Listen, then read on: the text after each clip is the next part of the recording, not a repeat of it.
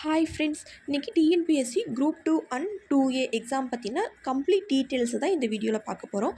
அதாவது இந்த exam எழுதுறதுக்கான education qualification என்ன, ஏஜ் லிமிட் எந்த ஏஜ்லேருந்து எந்த ஏஜ் வரைக்கும் எழுதலாம், சேலரி எவ்வளோ, போஸ்டிங்ஸ் என்னெல்லாம் இருக்குது, வேக்கன்சி எவ்வளோ விட்டுருக்காங்க, ஒவ்வொரு கேஸ்ட்டுக்கான ரிசர்வேஷன் எவ்வளோ, இந்த எக்ஸாம் பேட்டர்ன் என்ன அப்படிங்கிற ஒரு கம்ப்ளீட் டீட்டெயில்ஸ் தான் வந்து இந்த வீடியோவில் பார்க்க போகிறோம்.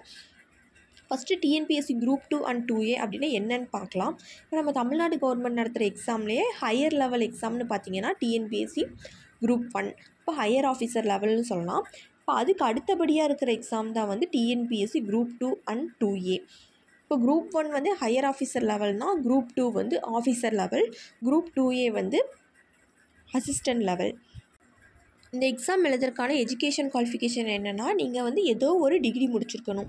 அது பிஏவாக இருக்கலாம், பிகாமாக இருக்கலாம், பிஎஸ்சியாக இருக்கலாம், நீங்கள் இன்ஜினியரிங் படிச்சிருக்கலாம். எந்த டிகிரியாக இருந்தாலும் பிரச்சனை இல்லை. நீங்கள் ஒரு டிகிரி முடிச்சிருந்தால் போதும், நீங்கள் TNPSC group 2 and 2A exam எழுதுறதுக்கு எலிஜிபிள். அதுவும் நீங்கள் ரெகுலரில் தான் பண்ணியிருக்கணும்னு அவசியம் இல்லை. நீங்கள் கரஸ்பாண்டன்ஸில் படிச்சிருந்தாலுமே நீங்கள் இந்த எக்ஸாமை தாராளமாக எழுதலாம். அங்கீகரிக்கப்பட்ட ஒரு பல்கலைக்கழகத்தில் நீங்கள் பட்டம் பெற்றவராக இருக்கணும். அடுத்து இந்த எக்ஸாம் எழுதுறதுக்கான ஏஜ் லிமிட் என்னென்னா, இப்போ நீங்கள் ஓசி கேட்டகரியில் வந்தீங்கன்னா 18 வயசுலேருந்து 32 வயசு வரைக்கும் நீங்கள் இந்த எக்ஸாம் எழுதுறதுக்கு எலிஜிபிள்.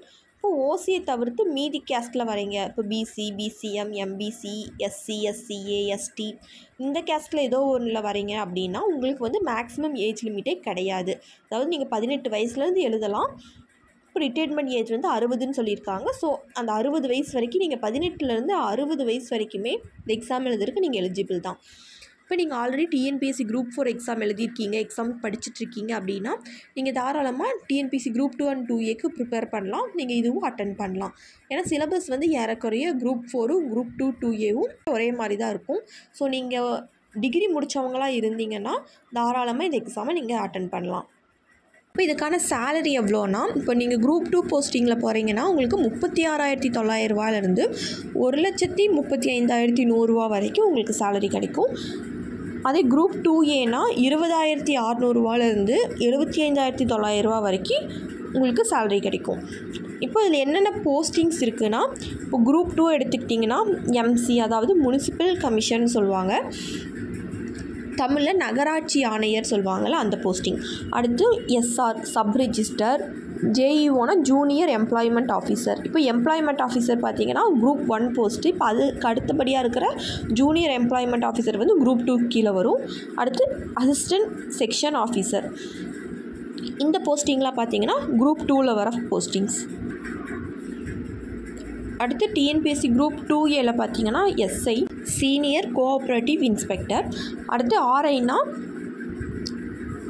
Revenue inspector. இந்த போஸ்டிங்லாம் பார்த்தீங்கன்னா டிஎன்பிஎஸ்சி குரூப் 2Aக்கு கீழே வரும். இப்போ குரூப் 2 அண்ட் 2Aக்கு வேக்கன்சி எவ்வளோ விட்டுருக்காங்கன்னு பார்த்தீங்கன்னா 2000க்கும் மேற்பட்ட காலியிடங்கள் வந்து இருக்குது. இப்போ இதில் ரிசர்வேஷன் எவ்வளோ கொடுக்குறாங்கன்னு பார்த்தீங்கன்னா 31% வந்து ஓசி கேட்டகரியில் வரவங்களுக்கு, அதாவது அது எந்த கேஸ்ட்டில் இருக்கிறவங்க வேணாலும் அதில் போட்டி போடலாம். இப்போ அதுக்கப்புறம் 69% வந்து தனித்தனியாக ஒவ்வொரு கேஸ்ட்டுக்கும் ரிசர்வேஷன் கொடுத்துருக்காங்க. அந்த 69%ல் 26.5% வந்து பிசி கம்யூனிட்டிக்கு ஒதுக்கியிருக்காங்க. அப்புறம் 3% வந்து எஸ்சிஏக்கும் 1% வந்து எஸ்டிக்கும் கொடுத்துருக்காங்க. பிசிலே பார்த்தீங்கன்னா பிசி முஸ்லீமுக்கு வந்து 3.5% கொடுத்துருக்காங்க. எம்பிசி ஆர் டிஎன்சிக்கு வந்து 20%, எஸ்சிக்கு வந்து 15% இடஒதுக்கீடு கொடுத்துருக்காங்க. இப்போ இதுக்குள்ளேயும் பார்த்தீங்கன்னா தமிழ் வழியில் படித்தவங்களுக்கு 20% இடஒதுக்கீடு, பெண்களுக்கு வந்து 30% இடஒதுக்கீடு, இதெல்லாம் வந்து இந்த ஒவ்வொரு கேஸ்ட்டுக்குள்ளேயுமே இடஒதுக்கீடு இருக்குது. அடுத்தது எக்ஸாமுக்கான எக்ஸாம் பேட்டர்ன் என்னன்னு பார்க்கலாம். இப்போ எக்ஸாம் வந்து நம்மளுக்கு 2 லெவல்ஸில் நடக்கும். ஒன்று ப்ரிலிம்ஸ், ஒன்று வந்து மெயின்ஸ். முதல்நிலை தேர்வு, முதன்மை தேர்வுன்னு சொல்லுவாங்க. இப்போ ஃபஸ்ட்டு பார்த்தீங்கன்னா குரூப் 2க்கு இன்டர்வியூ இருந்துச்சு. இப்போ இந்த எக்ஸாம்லேருந்து இன்டர்வியூ கிடையாதுன்னு சொல்லியிருக்காங்க. ஸோ 2 லெவலில் தான் எக்ஸாம் நடக்கும். அது குரூப் 2க்கும் சரி குரூப் 2A ரெண்டுக்குமே வந்து 2 லெவல் எக்ஸாம் தான். இப்போ ஃபஸ்ட்டு ப்ரிலிம்ஸ் வந்து நடக்கும். ப்ரிலிம்ஸ் வந்து அப்ஜெக்டிவ் டைப்பில் நடக்கும். இப்போ வந்து 4 ஆப்ஷன் கொடுத்துருப்பாங்க, அதில் ஒன்று சூஸ் பண்ணுற மாதிரி இருக்கும். இப்போ அதில் தமிழ்லேருந்து வந்து 100 கேள்விகள் கேட்பாங்க. ஜென்ரல் ஸ்டடீஸ்லேருந்து வந்து 75 கேள்விகளும், மேக்ஸ்லேருந்து 25 கேள்விகளும் கேட்பாங்க. மொத்தமாக வந்து 200 கொஸ்டின்ஸ் இருக்கும். ஒரு கொஸ்டினுக்கு 1.5 மார்க்ஸ்னு 300 மார்க்ஸுக்கு வந்து இந்த தேர்வு நடக்கும். இதில் பார்த்திங்கன்னா தமிழும் மேக்ஸும் வந்து நம்ம SSLC லெவலுக்கு நடக்கும். இந்த ஜென்ரல் ஸ்டடீஸ் மட்டும் நம்மளுக்கு வந்து டிகிரி லெவலில் வந்து இருக்கும். அடுத்து செகண்ட் லெவல் என்னென்னா மெயின்ஸ். இப்போ ப்ளிரிம்ஸ் எழுதி அதில் நீங்கள் ஒரு குறிப்பிட்ட மதிப்பெண் பெற்றிருந்தால் தான் உங்களை வந்து மெயின்ஸ் எழுதுறதுக்கு உங்களை அலோவ் பண்ணுவாங்க. இப்போ மெயின்ஸில் வந்து பேப்பர் 1 பேப்பர் 2ன்னு வந்து 2 எக்ஸாம் நடக்கும். இப்போ பேப்பர் 1 பார்த்திங்கன்னா குரூப் 2க்கும் 2Aக்கும் சேமாக தான் இருக்கும். அது என்னென்னா வந்து தமிழ் எலிஜிபிலிட்டி டெஸ்ட்டு. அது வந்து 100 மார்க்குக்கு நடக்கும். 40 கீழே வாங்கிட்டிங்கன்னா உங்கள் பேப்பர் 2வை கன்சிடர் பண்ண மாட்டாங்க. இப்போ ப்ளிரிம்ஸும் இந்த மெயின்ஸில் வந்து ஃபஸ்ட் பேப்பரும் பார்த்திங்கன்னா ஒரு எலிஜிபிலிட்டி டெஸ்ட் தான். ஃபைனல் கட் ஆஃபில் வந்து இந்த மார்க் எடுத்துக்க மாட்டாங்க. இப்போ ப்ளிரிம்ஸ் எழுதி அதில் ஒரு குறிப்பிட்ட மார்க் வாங்கினா தான் வந்து நீங்கள் மெயின்ஸ் பேப்பர் 1 எழுதுறதுக்கு தகுதி பெறுவீங்க. இந்த மெயின்ஸ் பேப்பர் 1ல் வந்து தமிழ் எலிஜிபிலிட்டி டெஸ்ட் நடக்கும். இதில் 100க்கு 40 மார்க் வாங்கினா தான் வந்து உங்களோட பேப்பர் 2 வந்து வேலிட் பண்ணுவாங்க. அடுத்து மெயின்ஸில் பேப்பர் 2 இது வந்து 300 மார்க்குக்கு நடக்கும். இது வந்து குரூப் 2க்கு ஒரு விதமாகவும் குரூப் 2Aக்கு வேறு விதமாகவும் நடக்கும். இப்போ ப்ளிரிம்ஸும் மெயின்ஸில் பேப்பர் 1 பார்த்திங்கன்னா குரூப் 2க்கும் 2Aக்கு ஒரே மாதிரி தான். ஆனால் பேப்பர் 2 வந்து அப்படி கிடையாது. குரூப் 2க்கு வேறு மாதிரி, குரூப் 2Aக்கு வேறு மாதிரி. இப்போ குரூப் 2க்கு பார்த்திங்கன்னா டிஸ்கிரிப்டிவ் டைப்பில் இருக்கும். அதாவது நீங்கள் வந்து எழுதணும். இப்போது 5 மார்க் 8 மார்க் அந்த மாதிரி ஒரு பேஜ் 2 பேஜுக்கு வந்து நீங்கள் எழுதுகிற மாதிரி இருக்கும். 4 ஆப்ஷனோட சூஸ் பண்ணுற மாதிரி இருக்காது. நீங்கள் வந்து எழுதணும். இது வந்து டிகிரி லெவலில் கேட்பாங்க. 7 யூனிட் இருக்கும். இந்த 7 யூனிட்டில் இருந்தால் வந்து உங்களுக்கு கொஸ்டின் வரும். அடுத்து குரூப் 2A பார்த்திங்கன்னா இது வந்து உங்களுக்கு அப்ஜெக்டிவ் லெவல் தான். இப்போ ப்ளிரிம்ஸ் எப்படி எழுதுனீங்களோ அதே மாதிரி தான் 4 ஆப்ஷனில் ஒன்று சூஸ் பண்ணுற மாதிரி இருக்கும்.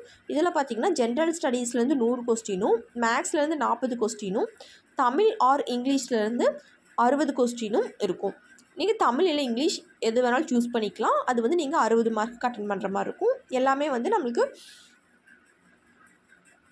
4 ஆப்ஷனில் ஒன்று சூஸ் பண்ணுற மாதிரி தான் இருக்கும். இல்லை ஒரு கொஸ்டினுக்கு 1.5 மார்க்குன்னு 300 மார்க்குக்கு கொடுப்பாங்க.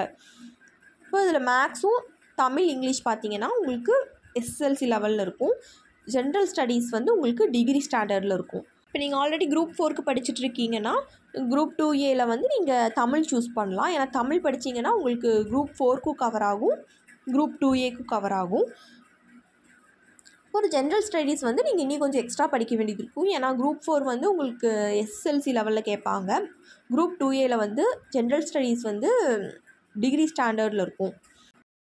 குரூப் 2 குரூப் 2Aக்கு வந்து என்னென்ன சிலபஸ் இருக்குன்னு சொல்லிட்டு கவர்மெண்ட் அஃபிஷியல் சிலபஸ் PDF வந்து போட்டிருக்கேன். டெலிகிராம் சேனலில் போட்டிருக்கேன். சேனலோட லிங்க் வந்து டிஸ்கிரிப்ஷன் பாக்ஸில் போட்டிருக்கேன். நீங்கள் இப்போ அதை கிளிக் பண்ணி டவுன்லோட் பண்ணிக்கலாம். Thank you. TNPSC group 1 group 2 group 2A group 4 அப்புறம் TNPSC PCSI இது எல்லாத்துக்குமே காமனாக இருக்கக்கூடிய தமிழ் எலிஜிபிலிட்டிக்காக 10th Tamil new and old book test batch start பண்ணியிருக்கேன். இதனோட ஃபீஸ் பார்த்தீங்கன்னா வெறும் 30 ரூபா மட்டும் தான். தமிழ் நியூ சிலபஸ் அப்புறம் ஓல்டு சிலபஸ் ரெண்டும் சேர்த்து 1000க்கு மேற்பட்ட கொஸ்டின் வந்து இருக்குது. டெஸ்ட் பேட்சோட ஷெட்யூல் வந்து இதில் போட்டிருக்கோம், பார்த்துக்கோங்க. 10th Tamil new and old book test batch join பண்ண விருப்பம் இருக்கவங்க ஸ்க்ரீனில் தெரிஞ்ச அந்த வாட்ஸ்அப் நம்பருக்கு வாட்ஸ்அப் பண்ணி மேற்கொண்டு டீட்டெயில்ஸ் தெரிஞ்சுக்கலாம். Thank you friends.